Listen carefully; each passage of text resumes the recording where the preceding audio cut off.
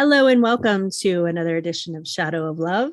I'm your co-host, Holly, writer, intimacy coach, lover of all things spooky, and great white shark enthusiast. Here with my co-host, Ernest. Hello, hello. I am Ernest. I'm proud to be the co-host of Shadow of Love with my good and great friend, Holly. I am a restaurant manager, a hotel manager, a Southern cuisine chef, a lover of all things old and full of soul, a thick thigh enthusiast, and the unofficial president of the Stevie Wonder fan club. And co-founder of the Professional Heathen Society. And the co-founder of the Professional Heathen Society. That's right.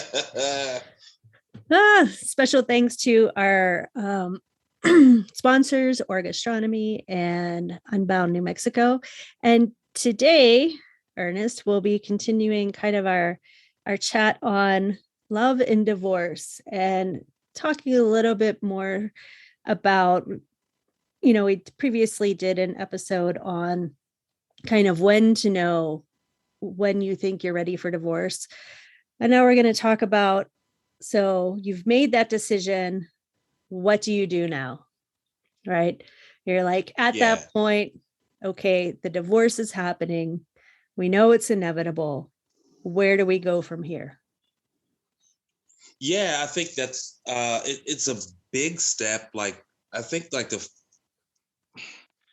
beginning of like knowing when you're going to get married, and it's like the reverse of that. It's like the unraveling of things, and you have to, I think in a way, you have to prepare yourself mentally for it. Like that's very important. And you got to have a good team of people around you. So like when you finally figure out like, okay, this is what I want to do, because it has to be done. Like literally, like we said before, like once you start talking about divorce, there's some kind of inevitability in there somewhere that, something's going to change one way or another. If you like it or not, something in your marriage is going to change. Either it'll get better or, it'll end. And I've been one of those people. I've dragged that bitch across the finish line with no gas, and and still didn't win. So you got to kind of know, you got to kind of know when to call it quits. So you have to have, I will say this, once you start making these decisions that you want to end your marriage, get good legal counsel first. Right? Like look around, talk to some people, like we both gone through this, in the moment, like look around, talk to some people, and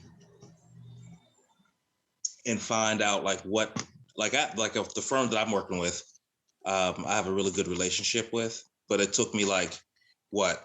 Because like you were there, like it took me like what, 3 or 4 different attorneys to find one that I was happy, a firm that I was really happy with. So find good counsel first. Find good counsel first. Also, one thing that I learned is the confidentiality. You have to be like really careful about whom you talk to, like, whoever you talk to when you're going through your divorce. Like try to keep whatever you can private. Keep as much stuff private as you can. Don't fuck up your lawyer client privilege or whatever. Like be careful about what you say and whom you say it to. Don't overshare your shit, and brace yourself for some unbelievable shit. You know what I mean? Because if you really, here's what I've somebody told me this years ago before I was going through a divorce. If you really want to know your spouse, get divorced. Right? So you have to kind of like brace yourself for some, it might be some Jack in the Box shit. Some shit might pop up that you never thought was going to happen. You're going to meet a different motherfucker when you're in court and they on the other side of the aisle from you. That's a different motherfucker. Like, sure, you may have, shared your life together for some amount of time or whatever. But like once you're across the aisle from each other and you got, and there's opposing counsel, right? And there's a judge in the room, shit's a wrap, right? So like be prepared for like dirty tricks. Be prepared for, unbelievable shit to happen to you. Like I said, but by the time you get to divorce, the person that you're with, your spouse has already changed. Like other people who already know you getting a divorce, even before you thought you was going to get a divorce. Don't be surprised if like her homegirls know you're getting divorced. You're the last one in the motherfucking room that knows that you're getting that knows you're getting divorced. Like this shit has been discussed. She's discussing with her friends. I mean, I'm not saying like this is like in general. Like she's discussing with her friends, she discussed it with her family, she discussed it with coworkers, she's discussed it with an attorney already. Shit, she might discuss it with her boyfriend. Like you don't like life has changed for you already, right? Right. Like you're the last motherfucker. Sometimes, and I don't mean to be profane, but like once it gets to that point, like if they want to divorce you, right? That person has already changed. They're already, how can I put it? They're already fucking done with you. And there's like once that you push that car over the cliff, it's a wrap. You know what I'm saying? It's a wrap. So you really have to have to expect the unexpected. You really have to have make sure you're make sure that you have whatever you need as far as like to keep yourself sane through the process because it's going to be, and believe you me, this is not my first, like I got the cowboy hat and the big belt buckle to prove it that this is not my first rodeo. So be prepared for just, a little bit of insanity. Be prepared for um some vindictive shit. Be prepared for some vitriol. Be prepared for um brace yourself for the fact that that person is no longer your friend. Like out of Yeah. everything else, they're not your friend. You know what I mean? Like being husband and wife is one thing, and it's fucked up because that person knows you. Like your spouse, if you're doing it right, like both of my spouses, for the most part, knew me, right? Like they know my shit. Like they know me. So like you're losing, you're not just like losing a spouse or whatever. You're losing a friend. And this person fucking knows your shit. Like this chick knows that I'm afraid of clowns and claustrophobic. You know what I'm saying? And I get motion sick and I gotta ride in a car with the window down and shit. Like, you know what I mean? She knows shit about me that nobody else knows. And like now they're just out in the world with your shit. Right. You know what I mean? Like that was your confidant and your, and lover and all that shit. And now they're gone. And it doesn't matter if, how can I put this? Like it's just over. And you have to like deal with the fact that the shit is over. And I think for some people it's harder than others. Going through a rough divorce, I can tell you that you really do need to have, you just like I said, you got to have good people, good counsel, good bourbon. You got to have somebody in your corner that like you can call them at like 1:30 in the morning, like half in the bag, and you pass out eating a bag of peanuts and shit like that. Like you got to have. Shout out to you, Holly. You got to have good people around you because I'm here to tell you, it's like a divorce is like it's like unraveling, it's breaking, it's a lot of things, and if you're not mentally, if you're not tough, and I'm not saying that you have to have, like be physically tough. I mean, but like you have to have your noodle on right to go through this shit because it's going to change you one way or another. It's going to change you, and if you're not what's the word? If you're not emotionally fit, this shit could kick you in the nuts like every day, right? So, and it took me a while. Like shit, you saw me. You had front row seats for my shit. It took me a long time. It took me,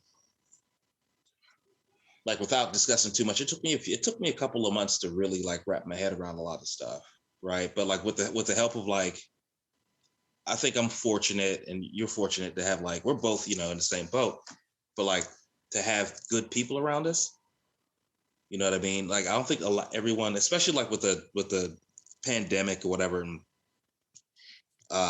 people like losing their minds and shit, and just like it's hard to get a therapist right now, and all this other stuff. Like, I think without a good net of people and to be there to listen to your shit, either your attorneys, your friends, your therapist, your bartender, your barber, you know what I'm saying, your drunk uncle.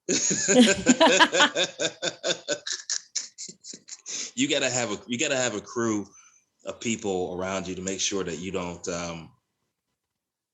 totally lose your shit. And I don't mean to keep going on. It's okay if you lose your shit. That's the thing. It's okay if you like go off the deep end for a minute. It's all right. I'm not saying that you should. I'm saying that if people do, it's fine. Fuck it. That's just how you feel. Like, it might be too much for you. You know what I'm saying? Like, certain things, like losing half your shit and a person, you know what I'm saying, might be it could be a lot for some people to just deal with that shit. Like, the whole, I'm sitting on a couch that I just got, you know what I'm saying, 2,500 miles away from where I was.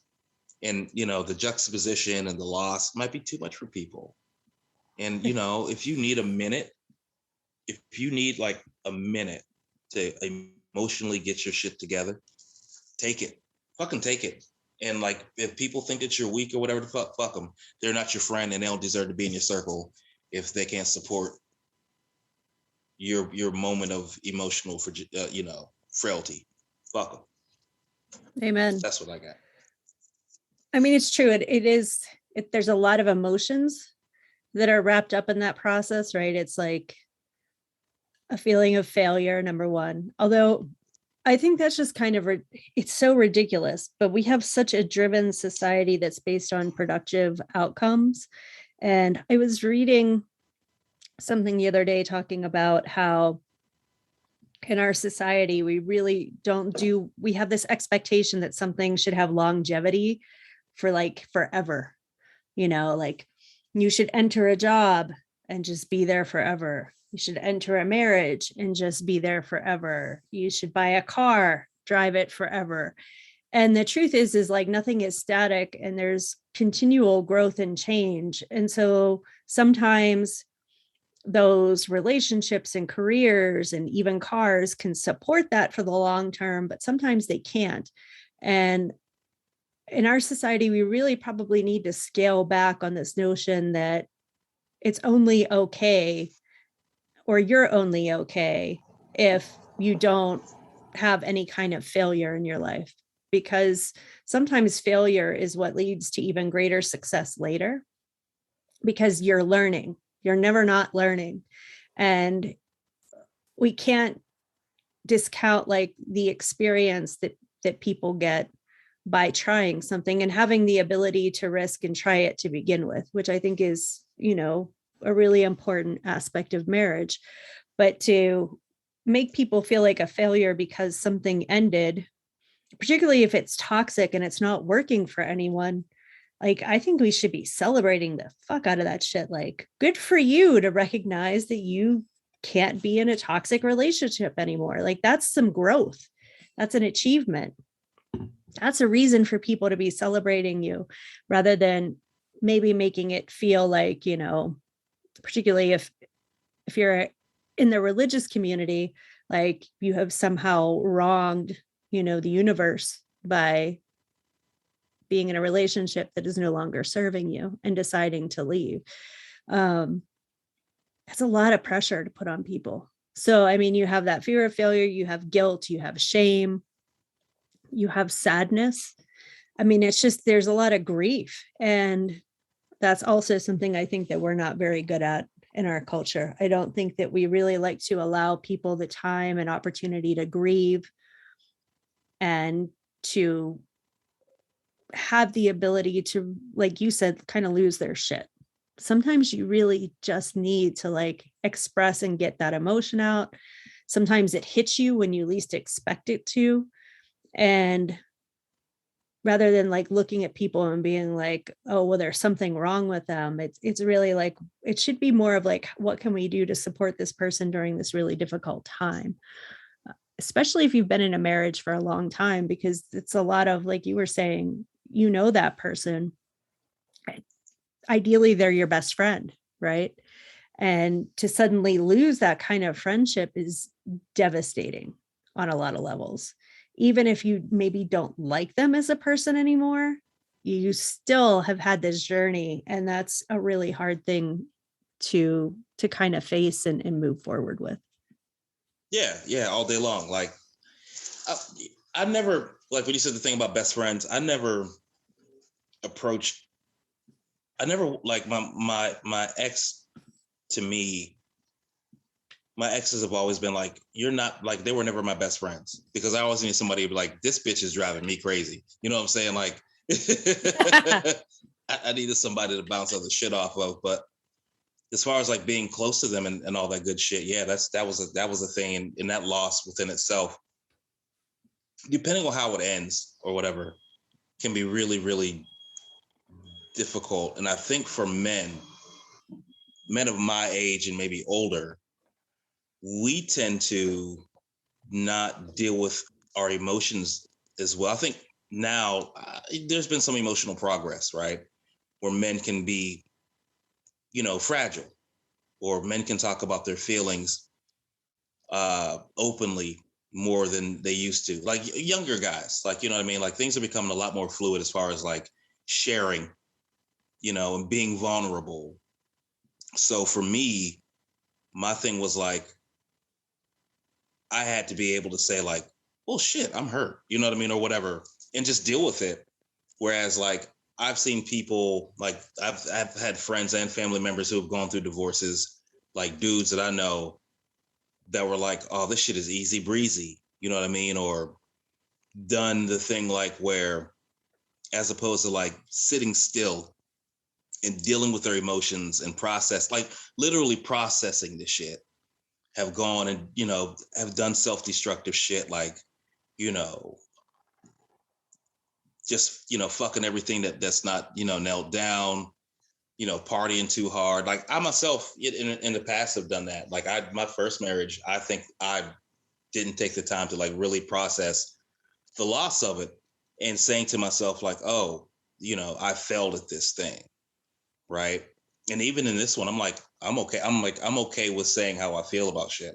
Again, good therapy, and being able to say like, okay, this is where I fucked up. And I can acknowledge my fucked upness, whatever the fuck, you know what I mean? Like I can acknowledge it, my fuck uppery. I acknowledge it.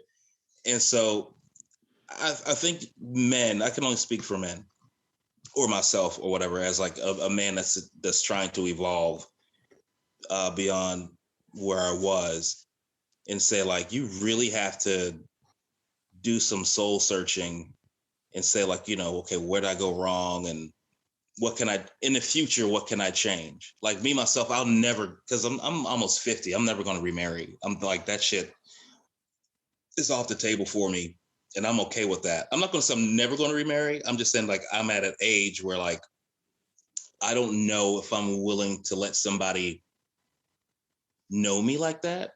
You know what I mean? Like it's a process to know. Like I'm an onion. I got layers. I got layers of shit, and I know I got layers of shit. And and over the last few months, like I've really been able to like get to know my shit. And I'm like, yo, you should never ever do that again, right? So like I know I have like my growing to do before they start throwing dirt on me, like literally, like before I go, because like I realize like now it's funny at this age, like I realize like, yo, I'm on the clock. Like we're all on the clock or whatever the fuck. But like it's like, who do I want to be now versus who I was? So when you go through a divorce as a man, I think you have to acknowledge like, well, why are you here? What happened? What was your fault? Are you going to do the same shit again? right? What do you want out of the rest of your life? How are your next relationships going to be?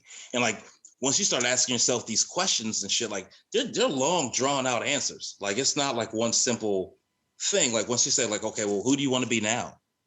You know, like what's the best version of you that you can give to the world? Right.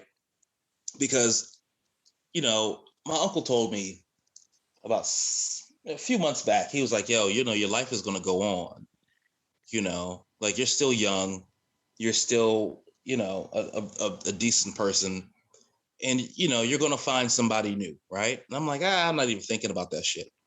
Right. I'm like, because I was still in my, like, you know, life is shit, blah, blah, blah kind of feelings. So I'm like, you know, dealing with like parsing through my emotions and my feelings about myself and about my future and about, you know, family and blah, blah, blah. You know, that's a lot of work. And sometimes you don't like what you find about yourself. Right. And as opposed to like not liking what you find about yourself, deal with that shit. Take the time to deal with that shit. You know what I mean? Like, again, we are not professionals. This is the time for the disclaimer. This is the time for the disclaimer. We are not professionals. We've just done this shit a lot. So, so don't try any of this shit at home. Seek professional help. This is just our way of being really cathartic on the internet. But I agree. I mean, I think therapy, especially to have that time to do some self-examination and, you know, make sure you pick a really good therapist who's going to draw that out for you as well. And then, you know, if you do find that you have some things there that are long standing, like this is the time to kind of meet that stuff head on and tackle that. Like I know I started EMDR therapy, which I love because it's super targeted and focused and goal focused, and you're dealing with like one thing at a time, but it's been really effective for me. But it's really a chance for me to go back and kind of look, like you said, and see like, where did I as a person fail in that relationship? Because I think both parties should always be asking that question after the fact, ideally, right? Because if you're just soldiering on, you haven't learned anything, and you should always learn from failure, or what's the purpose and point. And just taking that time to do some self-reflection and, like you said, kind of reimagine, like, where do I want to be? What do I want to look like if I'm going to be in a future relationship? And how do I plan to get there? And taking the time to grieve, to feel all your feelings. I think that's very uncomfortable for people in general. I think people really don't like to feel their feels fully and let them Yeah. like go through. It feels awkward. It can be very shame inducing, especially if you were raised in like an environment where feeling was like not a priority, or there was emotional neglect. And just taking that time to kind of like, you know, lean into dealing with your shit, and to even recognize like it may not be what you had chosen for yourself, but you know, what were the breakdowns that got you there in that first place? Because that's where you kind of need to maybe remedy and do some work. And like you said, like asking, being honest with yourself, like, what do I want for my future? I can confidently say I will never get married again. I'm Like not gonna let you. that, yeah, I know. That's just that's just off the table. And I'm really comfortable with that, and I'm good. And you know, I think just really having that like heart to heart with yourself about, you know, what what do I want my life to look like moving forward? What are my comfort levels?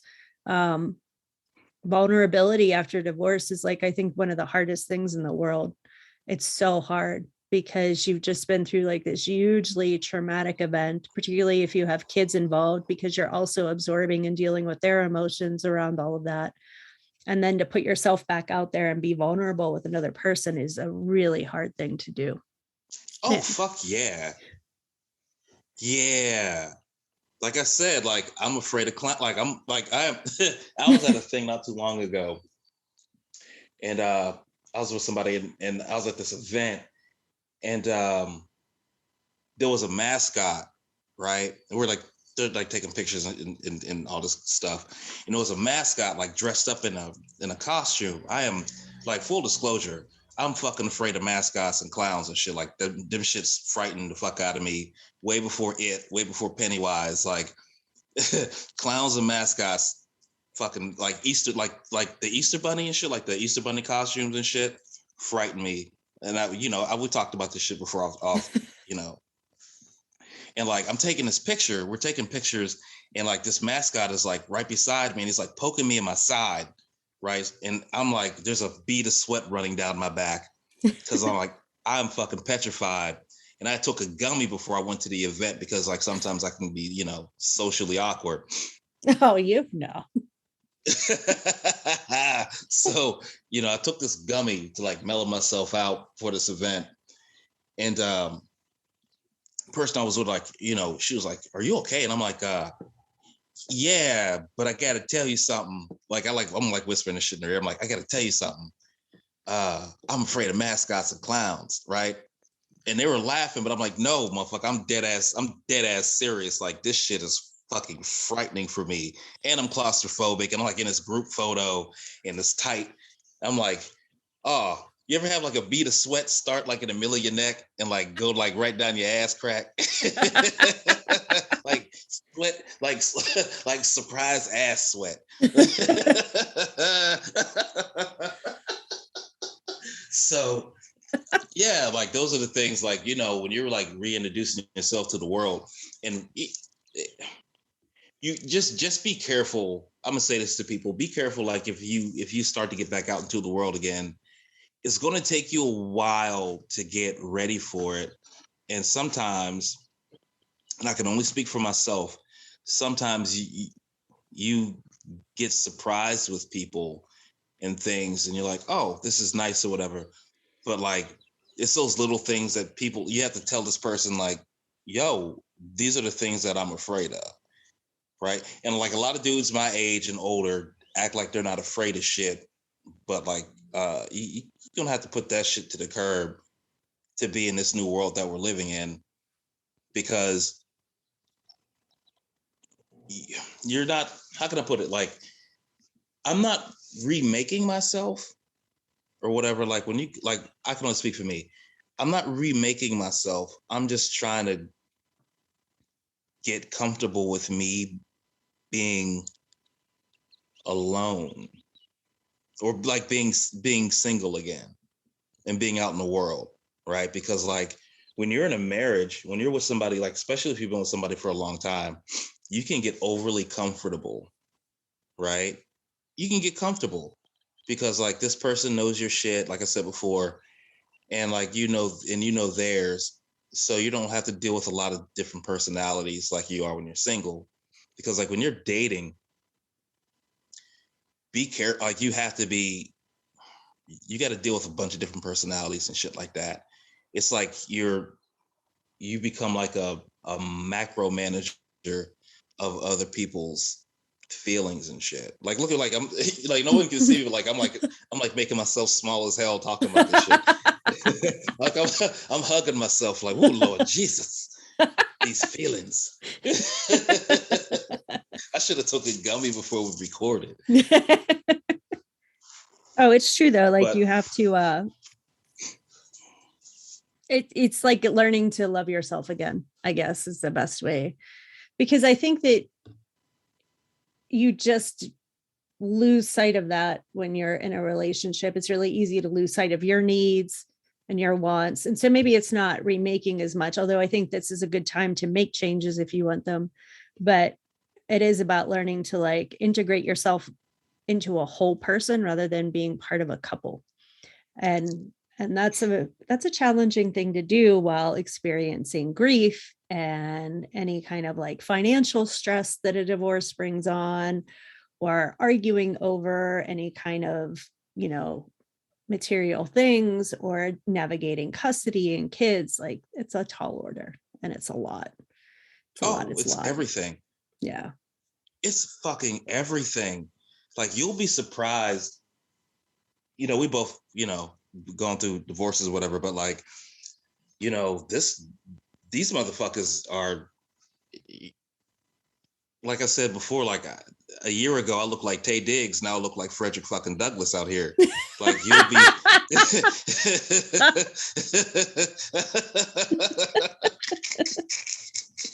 I look like Black fucking Moses. Like, like I've been to the mountaintop and saw God's face and shit. Came back down with what's those tablets? Commandments? Like, nah, my divorce decree. Like, alimony payment, sir. I need new furniture. Right? It's don't, like I said, don't be a tough guy, because like you will be surprised what's going to be handed to you. And it's going to be, and in some occasions, it's going to be your ass. Like you might get your ass handed to you and you're not going to like it. So you have to be able to, like with custody and, your finances and just restarting your life. It can be a lot. It really, it's a tall fucking order. It is a tall fucking order. It's like a greasy mountain that you're trying to climb for some people. Even like there's no such thing. We talked about this before. I don't think there's any such thing as like a good divorce. I mean, it might be good for people to not be together right anymore because like, they've changed, their values have changed, or wants have changed, or whatever. Even then, how can I say this? I don't know, but amicable divorces like blow my mind because I've just never experienced that at all, ever. So I can't imagine, like, if you get along that well, that you can like be that friendly, why are you getting divorced? That's I had a friend of mine. I had a good friend of mine who went through a divorce maybe about 4 or 5 years ago, and he was in long-term. He was with his wife for like a considerable amount of time, and I was like, "Hey, man, really sorry to hear about your divorce." And what was funny was, it wasn't funny like in an amusing kind of way, but he was like, "You know what? It was the best thing for us, right?" And he was like dead ass honest about it. He was like, "It was the best thing for us. We're still really good friends. Whatever she wants, I give her, and like, big up to him because like he owned his shit, right?" Mm-hmm. And that's the thing that I'm working on is ownership of my, like, I'm like here to claim my shit, right? Like I'm in court to claim my shit. Like, yeah, I own that shit. It's ownership of my shit. And for some men and women, but for men, sometimes we don't want to own it and be like, yeah, this is me. You know what I mean? So like, just buckle the fuck up, because like you said, like an amicable divorce, I wish for those. You know what I'm saying? Like those TV divorces. Right. Well, just like a general hospital divorce. Just even being friends after the fact to me is like, that's wild. I have not been in a marriage that ended where I've thought, well, wow, we're going to come out of this as friends. Like it's just never happened. I kudos to people that can do that. I think that's a sign of like, maybe it's a sign of maturity. Maybe it's a sign of like really recognizing your needs and having the hard discussion and not letting it draw out. Because I think there's a point where if you haven't faced it, where it just becomes so acrimonious that there's no coming back, having any kind of like mutual respect and friendship as the end product. And I think that can be problematic. But I mean, I think that's the majority of divorces. I think people try to hold on as long as they can, especially if they have kids. Again, you want to model for your kids, like being in loving relationships and being able to end relationships that don't demonstrate that. So to me, that's just not the best thing to be doing. But it's just not worth it in the end, but we're not, I don't think we're taught very well in this culture to recognize when it's time to walk away from things. Because again, we have that persistent thing of like, once you commit to this, it's forever. Right. So Forever, forever, Emma.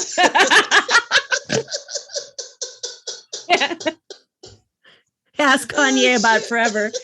Yeah, Yeah. it's Kanye. You know, like like that's the thing. Like I don't really like to talk about celebrities, but if there was ever like a poster child for like, yo, you need to sit down and talk to somebody while you going through this shit, right? It doesn't like because it affects, you know, it affects you, Yeah. right? Like don't be out here. I ain't gonna bang on dude for his behavior, but I will say, yo, dude, you kind of look like a bit of a bitch. You know what I'm Yeah. saying?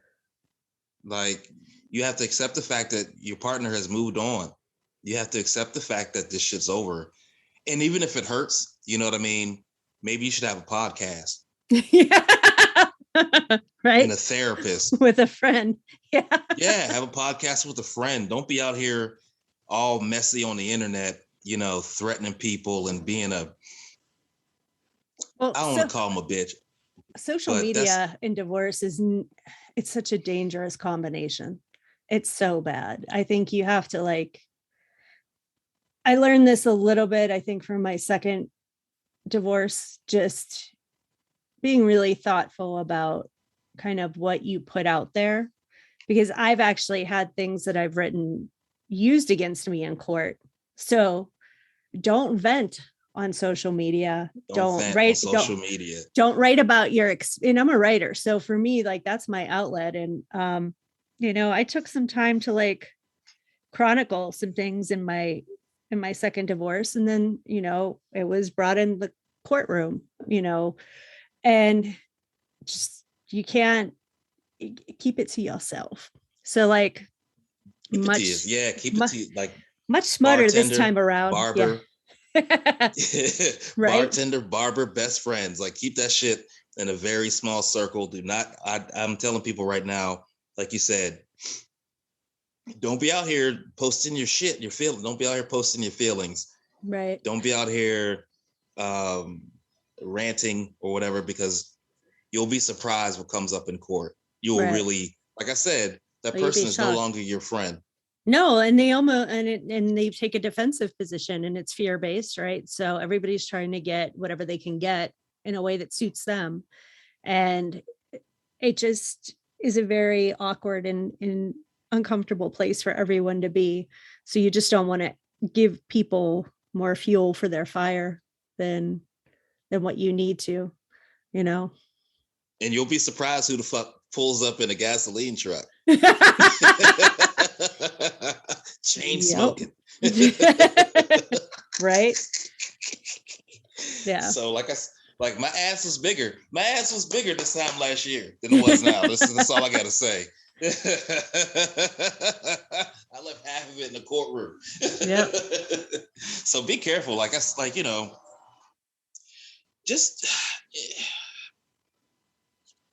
be ready for everything that you've done, either good or bad. And I think, in some cases,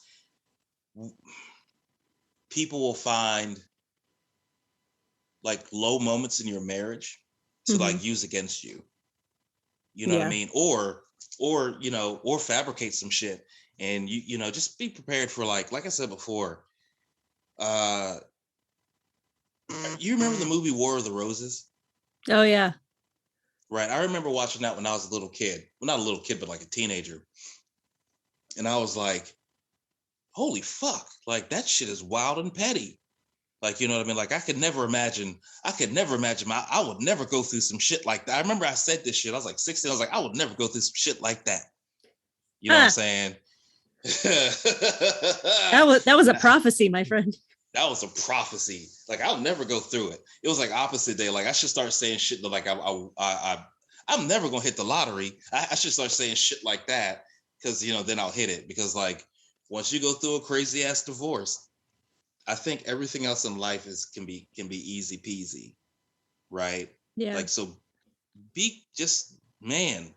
If you got to pray, if you got to meditate, you have to have some kind of outlet because I fished all summer. Like my outlet was fishing. You know what I mean? Fishing and, bourbon and Kentucky skies at night. Like that was my thing that kept me literally sane. So you'll find something, if it's yoga, if it's, prayer, if it's like find something to do as an outlet to keep yourself from, if you have to keep yourself busy to get through it, then fine. But find something that's going to give you some joy and some peace and, an activity of some kind. Because if you sit back and just like let this shit kick you in, and like I said, like if you let this shit eat you up, then it'll eat you up. Like you'll come out on the other side. I've seen people go through divorces and come out worse on the other side. Like they're different. You know what I mean? Like they're not as happy, or this shit is giving them some kind of like, I don't want to say shell shock or whatever, but like it's made them bitter and cynical and jaded. So I'm working at, like, we talk all the time. We talk like what, three times a week easily. Yeah. I'm doing whatever I can to keep myself, like there's some things I'm not going to say on, on recording, but like I'm finding ways to keep myself happy and I'm enjoying it. And I would suggest to anybody who's going through it to, like, every day when you wake up, like the thing that I do, like I make my coffee. I'm trying to quit smoking, but I drink my coffee. I meditate. I don't open my email. I don't look at my inbox until like I've had a whole cup of coffee. You know what I'm saying?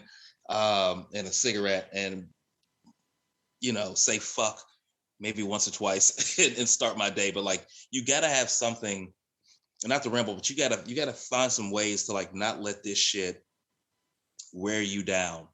You know what I mean? Right. Like my beard is going great. Like my shit is going gray over like the last like what 4 months or whatever.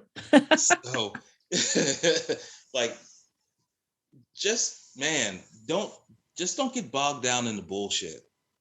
That's Yeah, all. I agree. I think it's really helpful to have some things to keep yourself like mentally and physically active. I know for me, I like working out to begin with, but I bought like a cheap indoor cycle, and that's been helping to keep me sane. And then with my kids, like, we have this podcast, started that, but like I started a web series with my son where he interviews and learns how to cook with chefs, because my soon to be ex-husband was a chef, and that was something that they really bonded over. And I was like, well, I don't know how I'm going to fill this void, because I can cook, but I can't cook to that level. I don't have that experience. And it's been amazing. Like it's brought me and my kids closer together. My son is really just taken off into becoming more and more interested in like culinary arts and finding potential opportunities for himself. He cooks at home all the time now. So I didn't have to pick up that slack, which is kind of really nice and amazing. And even with my younger daughter, like she helps on the shoot. So she's learning about all these technical skills with film. And it hasn't been a perfect process. We're still working out some bugs and stuff, but it's been a lot of fun. And it really has like kept me going, because if we're not shooting or I'm not doing this podcast, then I'm editing and kind of putting that stuff together in my free time. And it just gives you a sense of purpose and something to like keep you going for the next part of it that's coming, and gives you a space to kind of process. When I'm busy doing things that are like either like physical related, like walking or exercising, or doing like, editing or something where I'm by myself, it really gives me a lot of mental time to process, even if Yeah. I'm engaged with something else. And I find that that's been really helpful, because, you know, feelings take time, and you think you get through one and then it rebounds and it comes back, and like you finally feel like, oh, I'm not going to cry anymore. And then one day you like be walking down the street and you just see some shit and like you're bawling like a baby for no good fucking reason at Yeah. all. And you got to let yourself like experience that and walk through it. I've been reading this book. called Existential Kink, which talks about, instead of like being upset about these things that we experience, instead kind of like leaning into the notion that as an unconscious, this is something that we've chosen to experience. And the more you lean in, the more like your shame and anger and repression disappears. So the need to have that experience kind of dissipates. It's a really interesting concept. I'm still wrapping my head around it some days. But it's a cool book, and it's got a lot of interesting exercises in it that kind of take and challenge like some of your perceptions about how you're thinking and channeling your thoughts, which has been really helpful for me. It's a kind of a different kind of meditation, I guess. And I think just sometimes leaning into that grief and just being like, yeah, bring it, let me have it all, right? Just let me Yeah. feel it, let it go, is actually very cathartic and very helpful to the process of being able to, let that stuff pass through you and then move on and move forward and rebuild. Oh, fuck yeah. Like I had a, see, like I said, dudes don't like to be honest about their shit. I had a moment. I've been having a moment all week. All this week, this whole week has been a moment for me. Right. And I'm okay with it because it's just part of it. You know what I mean? I'm fortunate enough to have people to share my shit with or whatever. But if you need to, like I said, if you need to, whatever you need to do as a dude or as a woman or whatever, if you gotta cry that shit out. Don't act like, because like if you don't let it out, then it's gonna come out in another way later, Yeah. right? You're not gonna, you're not gonna sleep, or you're not gonna eat because you're stressed, or you might fuck around and get in a bar fight. Like whatever it is, you got to get that shit out of you Yeah. because it's necessary to, like my mom would say, you have to go through to get to, Mm-hmm. right? It's just you got to go through it to get to the end of it, and even at the end of it, it's okay to mourn this shit, man. It's okay to sit back. I know, like sometimes, like we talk a lot of shit and be cheery, but it's okay to mourn some of this shit because, like, yo, it's the death of something. It's It the is. end, right? It's even if it's like necessary, the shit is still the shit is still painful. You know what I mean? And waking up alone might be a bitch, you know what I mean? But there's, it might be a good thing. You know what I mean? Yeah. Maybe you were going to bed with the wrong motherfucker anyway. Yeah. Feeling any kind of loss of love, I think, is there's going to be that intense grief. And like you said, it's just that process of recognizing that something has ended and died, and you need to kind of give it its proper mourning time and burial. Otherwise, as we learned in Poltergeist, the dead always come back. That's why I still unplug my TV at night because of this shit. The shit does, it comes back, and I'm like I'm very, I'm forever the optimist or whatever. Life goes on, like my uncle said, and it's true. You'll be you'll be surprised. Like you'll have some surprise, some moments of joy that you're like, oh, I don't deserve this, right? That's the other thing too. Like when you're going through it, like I can't overshare, but like, I'm nearing the end of something. Yeah, I'm okay with it. I'm nearing the end and I'm good. And I just have to learn how to co-parent, like how that's, you know what I mean? Like that's the next step that that I'm working on. Like, how is that going to look or whatever? But I can't share other things, but don't, it sounds weird. Don't act like you don't deserve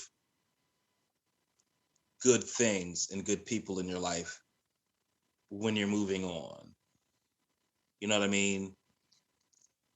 Like you don't have to jump, because we don't, I guess this is all part of it. Don't feel like you're how I don't want to sound like I don't want to sound like I'm in church or whatever. I don't want to sound like a mega church preacher. But like, don't block out things that are going to be good for you and good to you. Don't act like you don't deserve to to to have somebody in your life that's good, Right. right? You may not be, like they say, like, well, you ain't ever, you're never ready, which is true. Like a lot of times you're just not ready for things to happen. But like even though you do have control over certain things, sometimes some people are going to be good for you and good to you. Don't block those people out, Right. right? Qualify them, make sure that they're right. You know what I mean? Take some, take some time or whatever, but like make sure that their intentions are in a good place, and be ready for some life changes. Like be ready for, like, somebody's going to come along and be like, hey, what I'm saying? Like there's gonna be a tomorrow. Like there's all until there's no more tomorrows and shit. But like always pursue your joys. And if you're going to be out there in the world, make sure it's like I said, like it's okay to be selfish, and make choices on the basis of you being satisfied, and they bring you joy. Right. Like, don't have no bullshit, right? Like I can't do no bullshit right now, and I don't think I ever will be able to again. Like I don't think I'll be able to say like, oh, we can work this out. And You know that's what I mean? Like, okay. Yeah. No, you want to yeah, follow like your bliss. And I think if you're being honest about what makes you happy at heart and what brings you joy and fulfillment and contentment, you stick with. And again, it's that concept of just because something is no longer serving you, it doesn't, failure isn't like a jail sentence. It doesn't mean you don't ever again get to love or get to experience love, or that you're not worthy of experiencing those things. Anything, it's the opposite. It's like you've gone through something really hard. Like we should be throwing people who have divorces parties. They should get a registry I for was their just new about to say. single life, and there should be massive celebration around this stuff.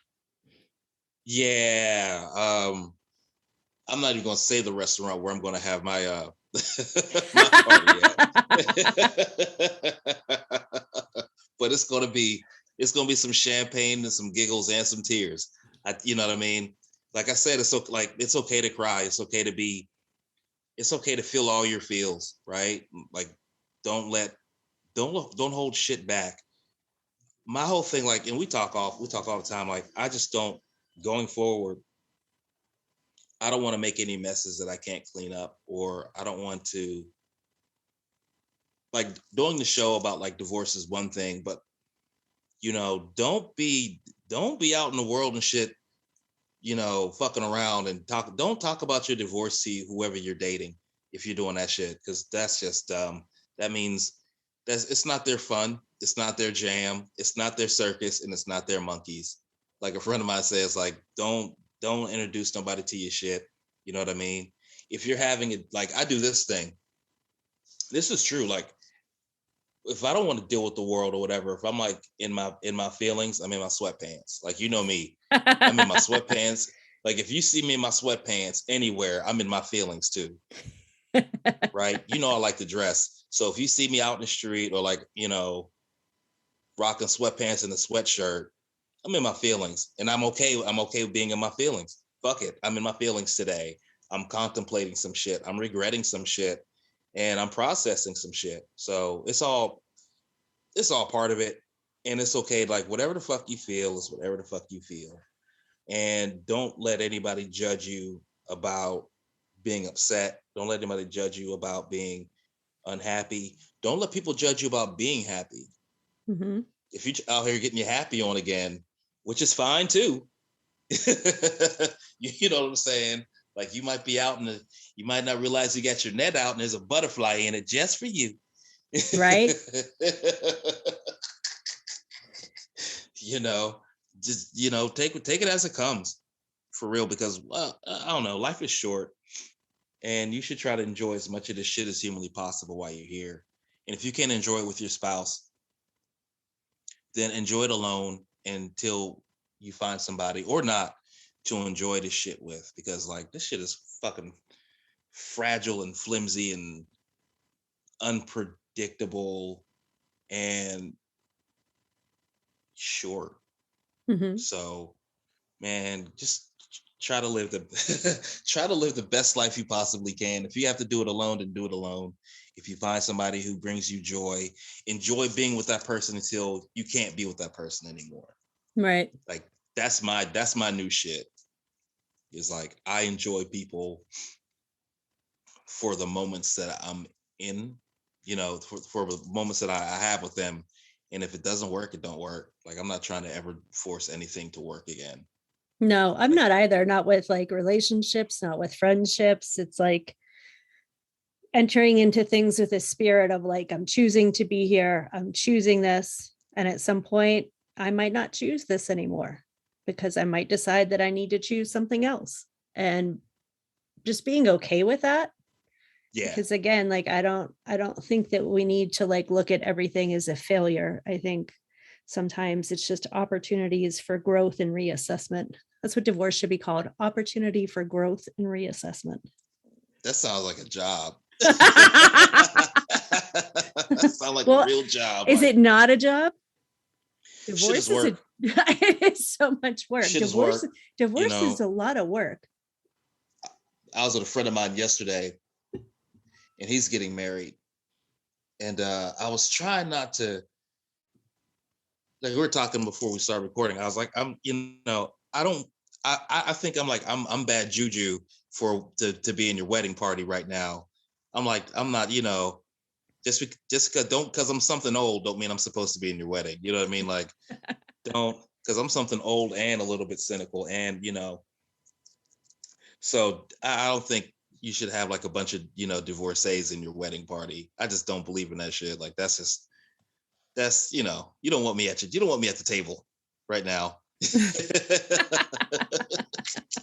For a couple of reasons. So yeah, because I got I have a flimsy track record, but yeah, I just think that like if it's work, man, let it be good work, right? Like let it be for. And I think everyone who's like gone through a divorce, like when I was younger, when people would say like, "Oh, it's hard work. It's a job." It is a job. Like marriage is work.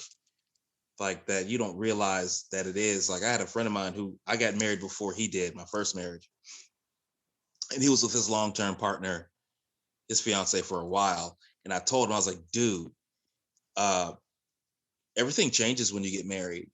Like the degree of difficulty, it's like going from the amateurs to the pros and shit. You know what I'm saying?"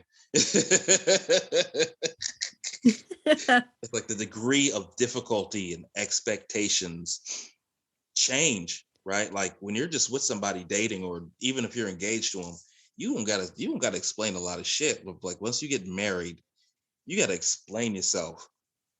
You know what I mean? You gotta be present, even when you don't want to be. Mhm. I'm not saying that marriage is bad. I'm just saying like, yo, brace yourself for these changes. Like it's serious. It's like it's the big game. You know what I'm saying? It's the Super Bowl. Right. Somebody gonna lose. There's never been a tie to Super Bowl. Right. Never. Right. So you just gotta brace yourself for like, the expectations change, the values changes, everything changes, and like everything's a lot more vivid.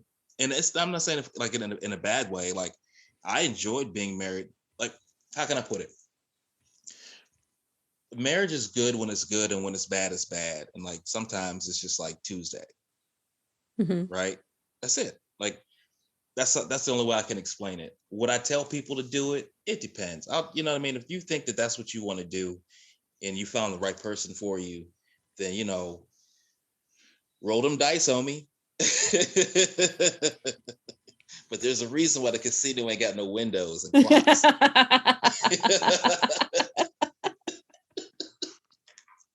Ah, That's all I Truth. got. That's all I got. Shit. Whew. Shit. Thank you, bourbon. Like real talk. Right. It's just I don't know, man. People get into it and don't realize. Like read the ingredients. It might taste good, but read the ingredients. You know what I'm Yeah. saying? Like know, like talk to other people about marriage. You know, talk to your parents. Talk to your like do some legwork. Like I said, I'm not gonna do it again. I'm not gonna allow you to do it again because like we're gonna do some Thelma and Louise shit if we gotta. I do have a convertible.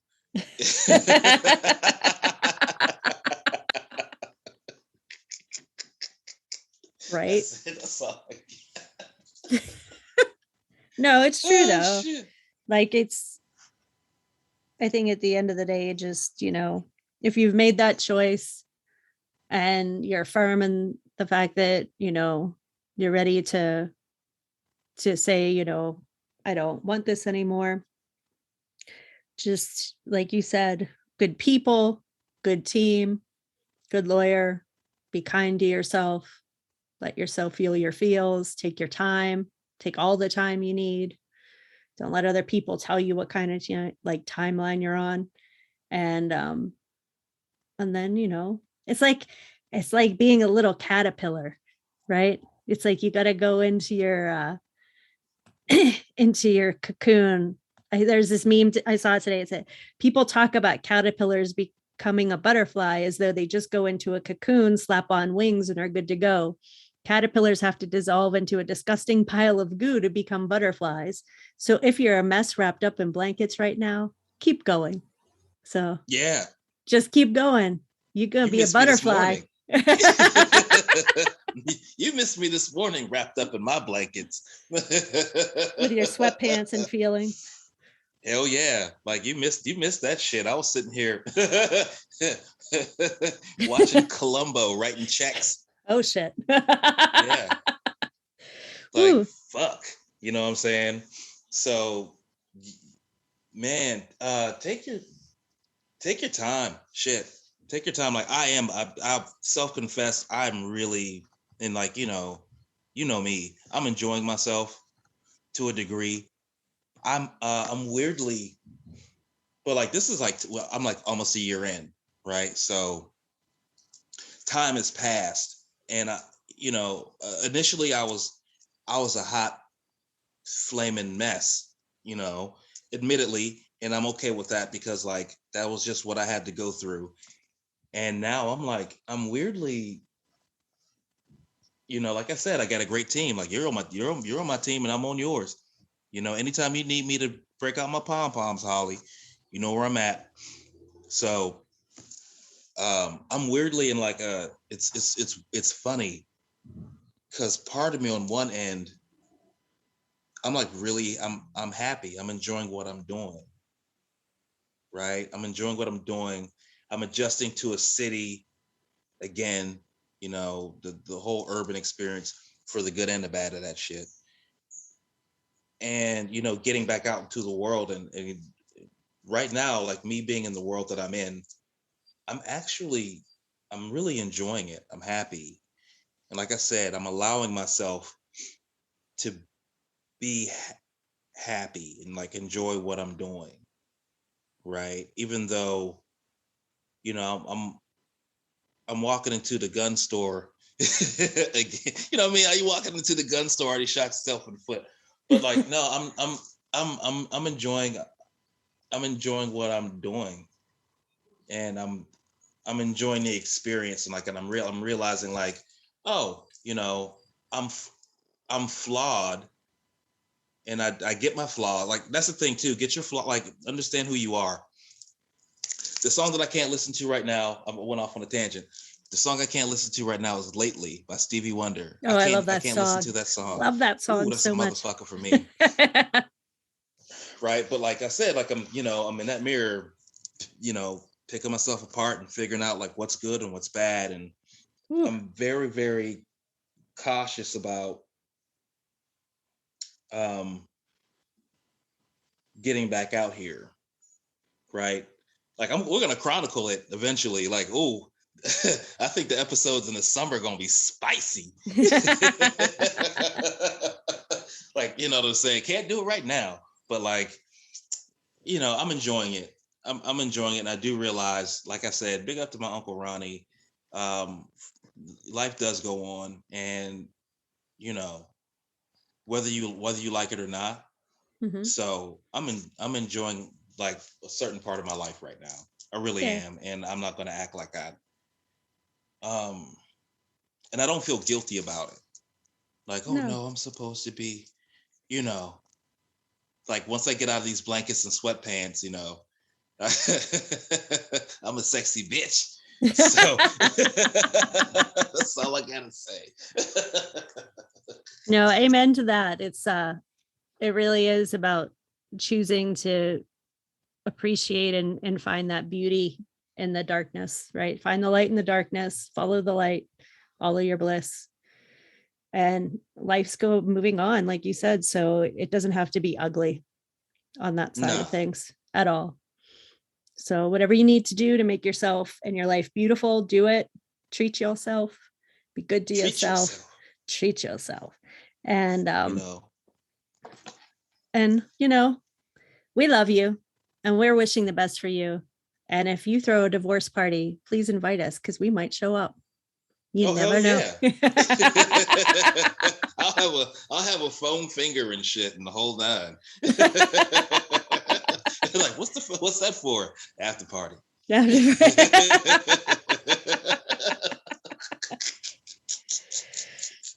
Like, real talk, man. Well, But you know, like, how can I put it? Like, I'm forever optimistic about things. Like, I don't see everything as like um a big as a there's like terrible endings or whatever, but like new beginnings can be dope too. So like I'm on that new heck beginning yeah. shit, and it's harrowing. That's a be prepared to be happy and uncomfortable as you go forward. Like once you start getting back out into the world, because like you're have I said this before? Like I feel like if you ever seen the movie American Gangster, I was talking to my buddy.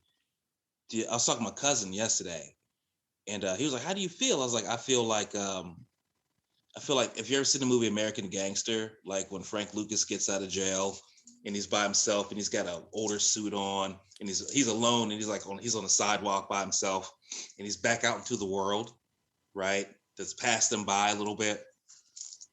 I feel like that emotionally, right? Like all this shit is new and you know, some of this shit, like I'm not used to, you know, the new order of social behavior because like, I was married for so long, so like learning new shit along the way is just it's interesting. That's all. And stay away from those dating apps if you can. Be careful.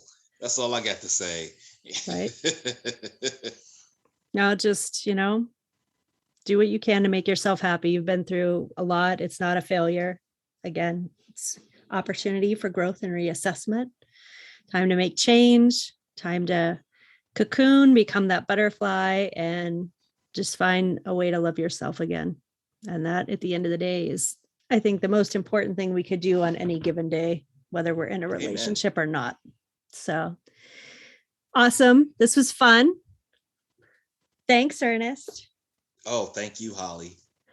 Um, you know, again, we love you. We're wishing you the best, whether you decide you need a divorce, whether you don't, just follow your heart, follow your bliss.